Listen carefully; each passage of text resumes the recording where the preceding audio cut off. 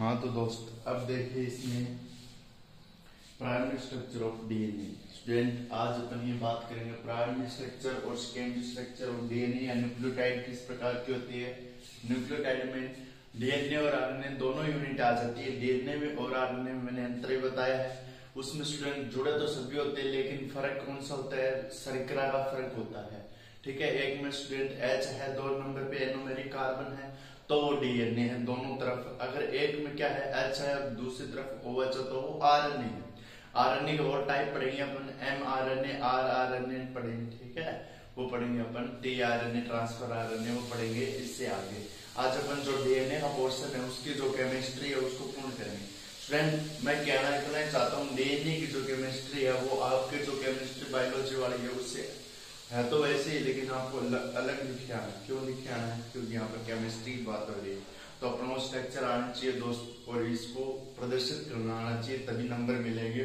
आप थ्योरी कितने लिखे आना अलग, अगर आपका रिंग सही नहीं है, अगर आपको समझाने का वे गलत है तो आपको नंबर नहीं मिलेंगे। ठीक है, तो इम्पोर्टेंट स्टूडेंट और डीएनए इतने अच्छे तरीके से मैंने पढ़ाया है और पढ़ाऊंगा, समझ में आएगा। पहली बात यहाँ पर primary structure of nucleic acid nucleotide, मैं डीएनए की बेसिकली बात कर रहा हूँ। तो यहाँ पर एक हाइड्रोजन है, ठीक है, HOH है, ये पेंटोज शर्करा है। ठीक है, पेंटोज शर्करा है, इसको बनाऊंगा। और देखिए स्टूडेंट ये बेसिकली अपन किसकी बात कर रहे हैं, न्यूक्लियोटाइड। यहाँ पर डीएनए आरएनए की बात नहीं कर रहे। ठीक है, तो यहाँ पर देखिए बस डीएनए आरएनए भी बता दूंगा ये किस प्रकार से होगा, आरएनए डीएनए में।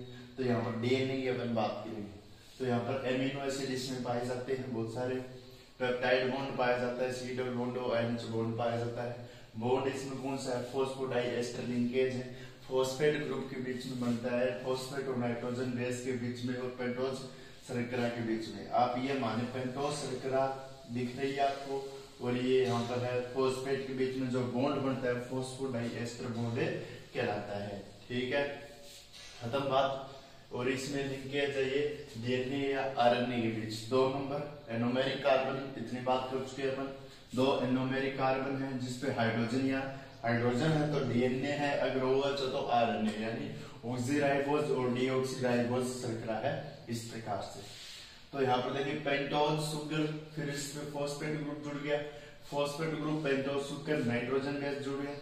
इस प्रकार से इसकी एक मोनोमेरिक यूनिट चलती है या पॉलीमर बढ़ाती है तो इसे अपन क्या बोलेंगे, प्राइमरी स्ट्रक्चर।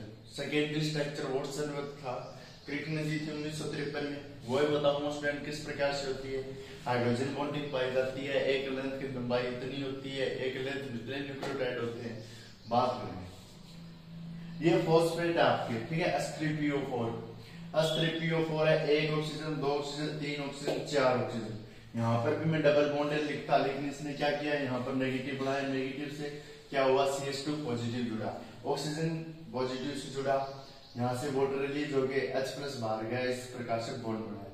तो देखिए स्टूडेंट 5 डैश सिरे से हमेशा फॉस्फेट जुड़ता है और 3 डैश सिरे से हमेशा फॉस्फेट जुड़ता है। तो इसे अपन 3 डैश और 5 डैश लिंकेज बोलेंगे। ये 5 डैश है, ये 5 डैश 3 डैश लिंकेज है, 5 dash to 3 dash linkage. DNA 2 कुंडलन से बनता है, उसमें 5 dash to 3 dash, 3 dash to 5 dash linkage होता है। और इसमें देखिए स्टूडेंट 3 डैश टू 5 डैश, ये 3 डैश पे रहा, ये 5 डैश, मेनली यही होता है। इसमें स्टार लगा देता हूं मैं, 3 डैश टू 5 डैश लिंकेज होता है स्टूडेंट इसमें, इसलिए इसको एक लिंकेज ही पाया जाता है, उसमें डबल स्ट्रैंड नहीं पाया जाता।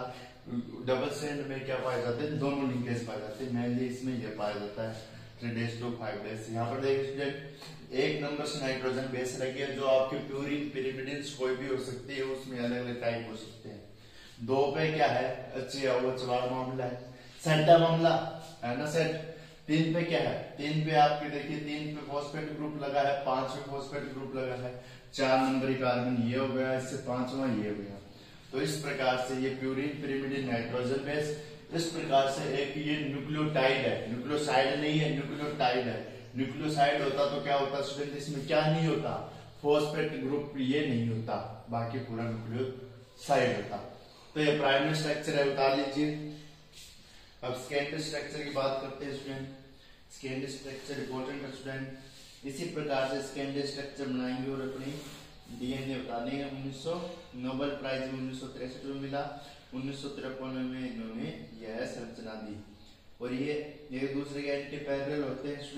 सेकेंडरी स्ट्रक्चर की बात करेंगे, ठीक है।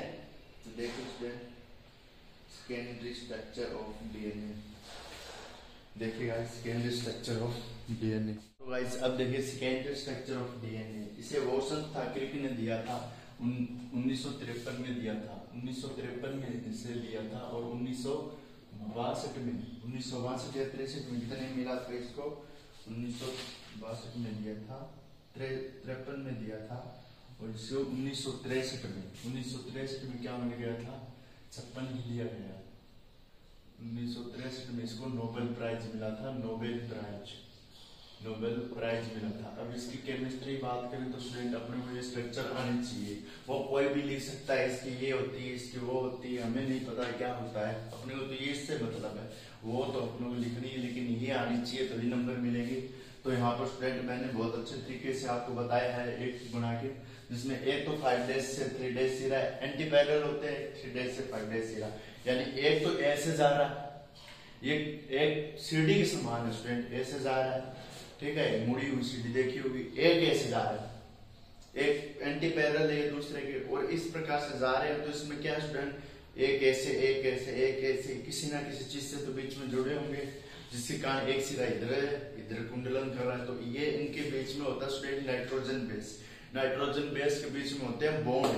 और यहाँ पर एक टी से जुड़ता है डबल बॉन्डेड यानी हाइड्रोजन बॉन्ड, और यहाँ पर सी जी से जुड़ता है जिसमें ट्रिपल बॉन्ड होते हैं। इस प्रकार की संरचना है। वॉटसन थाकरिक ने इसे डबल हेलिक्स नाम दिया। इसका एक तो ये व्यू है केमिस्ट्री वाला, और वो व्यू भी दिखाऊंगा जो अपन नॉर्मल रिप्रेजेंटेशन डीएनए बनाते हैं। तो यहाँ पे ये समझ लीजिए पहले आप, 5 डेज से 3 डेज जा रहा है, एक तो इधर जाएगा, 3 डेज से 5 डेज जा रहा है, एक ऊपर की ओर जाएगा, इसलिए मैंने तीर ऊपर की ओर लिख रखा है, ठीक है। तो यहाँ पर मैंने बता सका है कि 3 डेज से 5 डेज यानी 3 डेज सीधा, चैन उल्टी होगी तो ऊपर आ जाएगा, चैन सीधी होगी तो 3 डेज नीचे आ जाएगा। यहाँ पर देखिए स्टूडेंट 5 नंबर है, 5 नंबर कार्बन से फॉस्फेट ग्रुप जुड़ा है, और 3 नंबर पे मैंने बताया जो फॉस्फेट या फॉस्फोडाइएस्टर बॉन्ड है वो आपके 5 डेज और 3 डेज सीरीज से बनता है। 3 डेज ये रहा, यहाँ पर फॉस्फेट बना गया 5 डेज के साथ, यहाँ पर ऑक्सीजन 1 2 जहां से नाइट्रोजन बेस जुड़ी है उसे हमेशा 1 नंबर ही प्रेफरेंस देते हैं। और यहाँ पर 3 पे फिर से फॉस्फेट ग्रुप आ गया 3 नंबर कार्बन पे, फॉस्फेट फिर से किस पे, अगर इसका 3 डेज है तो इसका क्या है 3, ठीक है। यहाँ पर 1 2 3 4 5, यहाँ पर 5 डेज। तो ये कौन सी लिंकेज चल रही है, 5 डेज से 3 डेज, 5 डेज 3 डेज, फिर यहाँ से 5 डेज, फिर यहाँ से 3 डेज 5 डेज 3 डेज, इस प्रकार से लिंकेज चल रही है। तो एक तरफ तो ये जुड़ा है, पेंटोज वगैरह जुड़ी है, बेस जुड़ रही है, तो ये तो हो गया इस प्रकार से, सिरा हो गया इस प्रकार से, ठीक है। एक ये सिरा है, जो ये चीजें है मैंने इसको उल्टा कर दिया, लिंकेज तो वही रहेंगे यार, बस उल्टा कर दिया। तो ये सिरा मान लीजिए ये पोर्शन है, ये ऐसे ऊपर है, मैं इसको ऐसे कर दूं, घुमा दूं, तो जो 3 डेज नीचे पोर्शन ऊपर ही तो जाएगा मेरे दोस्त, तो ये ऊपर चला गया, 3 डेज फॉस्फेट ऊपर आ गया, जो 5 डेज ग्रुप था वो नीचे आ गया। फिर से वही कहानी 3 डेज यानी कौन सी चल रही है 3 days to 5 days, 3 days to 5 days कहानी चल रही है, इस प्रकार से उल्टा करके बनाए। और यहाँ पर देखिए 3 डेज टू 5 डेज है, आउटर पोर्शन है इसमें फॉस्फेट एंड शुगर का, फॉस्फेट जुड़ा है आउटर पोर्शन में, फॉस्फेट ग्रुप लगा है, और शुगर लगी है आपके, एडिनिन लगी है, थाइमिडिन लगी है, साइटोसिन लगी है, गुआनिसिन लगी है। और यहाँ पर इनर पोर्शन है नाइट्रोजन बेस का, जिसमें नाइट्रोजन बेस लगी है, आउटर फॉस्फेट तथा शुगर का, फॉस्फेट ग्रुप ये रहा, शुगर ये रही, पेंटोज वाली आउटर बाहर ही देखेंगे और ये अंदर देखेंगे। तो ये हो गया। अब इसके बारे में ये लिख लिया। अब इसके बाद में डीएनए की नॉर्मल संरचना बनाए जो आपने पढ़ी है वो, और उसके बाद में इसका एक सेगमेंट लिखेंगे, एंटीपैरेलल सेगमेंट लिखेंगे। तो एक बात लिख लीजिए दोस्त, इसमें केमिस्ट्री ऑफ डीएनए हेडिंग डाल के इसमें एक बात लिख लीजिए जो इम्पोर्टेंट है, लिखते चलिए। वॉटसन व क्रिक और विल्किंसन ने 1950 में वॉटसन, क्रिक व विल्किंसन ने 1953 में डबल स्टैंडर्ड डीएनए मॉलिक्यूल को बताया। डबल स्टैंडर्ड डीएनए मॉलिक्यूल को बताया। इस डबल स्टैंडर्ड मॉलिक्यूल की दो स्टैंड प्यूरिन एंड पिरिमिडिन के बीच में हाइड्रोजन बॉन्ड बनाती है तथा हाइड्रोजन बॉन्ड द्वारा एक दूसरे के साथ जुड़ी रहती है। अपोजिट स्टैंड पर प्यूरिन एंड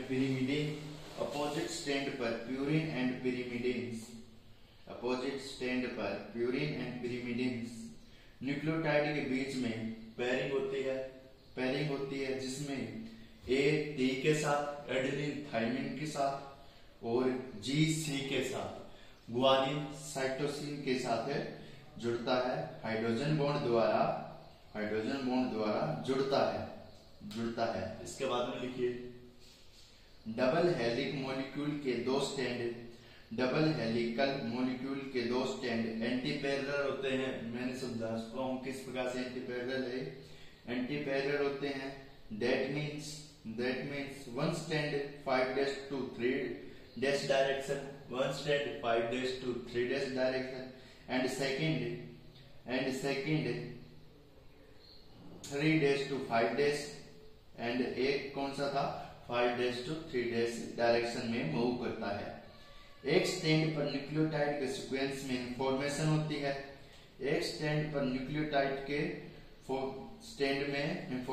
सीक्वेंस में इंफॉर्मेशन होती है और अपोजिट स्टैंड पर एंटीसेंस के रूप में होता है या यह स्टैंड का कंप्लीमेंट होता है। यानी जो ये स्टैंड है कंप्लीमेंट होता है, यानी एक कौन सा इंफॉर्मेशन दे रहा है उसके विपरीत इंफॉर्मेशन कौन सा दे रहा है, दूसरा स्टैंड। इसके बाद में लिखिए गुआनोसिन न्यूक्लियोटाइड व साइटोसिन न्यूक्लियोटाइड के बीच लिखवा चुका हूं और बता भी चुका हूं। गुआनोसिन व साइटोसिन न्यूक्लियोटाइड के बीच 3 हाइड्रोजन बॉन्ड होते हैं और ए तथा टी के बीच 2 हाइड्रोजन बॉन्ड होते हैं। गुआनोसिन व साइटोसिन बॉन्ड 50% ज्यादा स्ट्रॉन्गर होता है। कौन सा 50% ज्यादा ये बॉन्ड क्या होता है मेरे दोस्त, स्ट्रॉन्ग होता है। समझ गए? ठीक है गाइस। अब इसके बाद में देखिए इसमें 50% ज्यादा स्ट्रॉन्ग होता है। अब इसके बाद में देखिए सॉल्यूशन में डबल स्टैंड स्ट्रक्चर टेम्परेचर को इंक्रीज करने पर साल्ट कंसंट्रेशन डिक्रीज हो सकती है। ये डीएनए के बारे में बोल रहे हैं student. Double stand DNA molecule fibrous property. Double stand DNA molecule fibre property show करता है जिसका सॉल्यूशन में विस्कस मटेरियल होता है एंड डीनेचुरेशन करने पर यह विस्कोसिटी खो देता है। विकृतीकरण करने पर विस्कोसिटी खो देता है, यानी द्रव के बहने का गुण का विरोध करना, ये बोल सकते हैं इसको। अब इसके बाद में लिखिए इसमें जो नॉर्मली है लिखना तो क्या है, फिर भी लिखवा देता हूँ। लिखिए इसमें डबल स्टैंड हेलिक्स की विड्थ यानी चौड़ाई 20 एंगस्ट्रॉम होती है। चौड़ाई तो 20 एंगस्ट्रॉम होती है। हेलिक्स की ईच ट्रम की लेंथ 34 एंगस्ट्रॉम होती है। 34 एंगस्ट्रॉम होती है यानी एक कुंडलन की लंबाई। एंड ईच ट्रम में 10 न्यूक्लियोटाइड के इक्विवेलेंट लीनियरली अरेंज्ड होते हैं। डीएनए की स्ट्रक्चर कोल्ड लेदर के एनालॉगस होती है। कोल्ड लेदर के एनालॉगस मतलब समान होती है। लेदर की आउटसाइड पेंटोज फॉस्फेट, मैं लिखवा सकता हूं outside pentose phosphate and sugar, ठीक है। And inner side portion